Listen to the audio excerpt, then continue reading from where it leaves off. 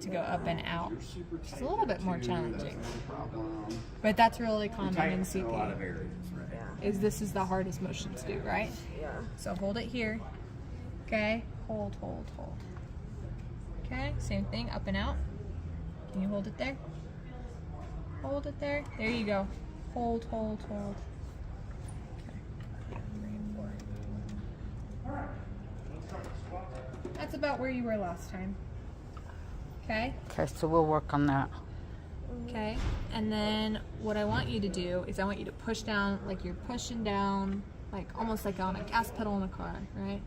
There you go. Push down like you're trying to point your toes. Good. Relax. Same thing again. Push down. There you go. Against my hands. Nice. Okay. Now I want you to do that same thing again. I'm going to turn this down. Push down. Push. Push your toes down like that, like you're trying to point them out.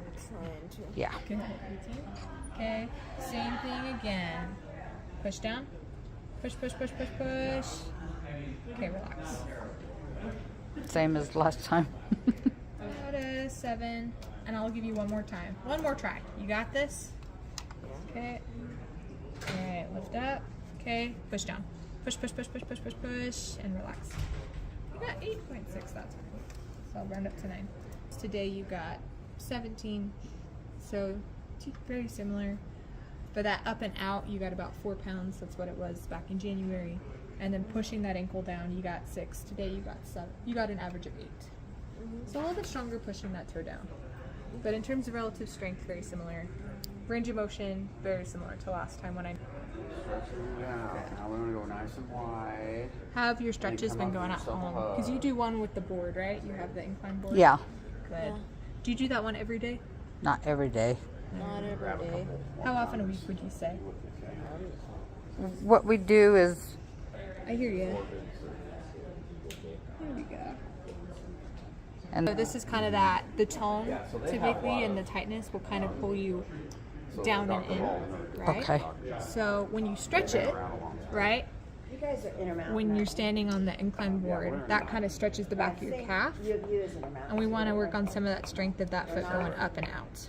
Okay. So Justine, even here, just like when I was telling you, try to lift up your toes, right? And then trying to go up and out. MRI and Go ahead and try that. test. Bring those toes up. Good. Keeping the knees straight. The knee's trying to help a lot. Good. Just going up and out. Some of those things are Good. Relax. Good. Bring that foot up and out. You could get permission so that Good. So, You should kind of feel it working along this kind of outside I of this saw foot. it. Okay, go up and out. person. Good. The knee wants to help so bad. Go up and out with the toes.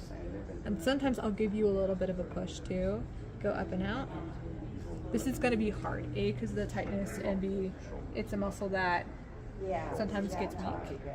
But I do think that that's going to be helpful for walking, also just stretching it. So not changing things a whole lot drastically, right? So that's the thing too. Trying to stretch it every day if you can. Wearing the AFOs too, like you said, it kind of feels like it stretches it a little bit more. So that's a nice plus of that as well. Okay.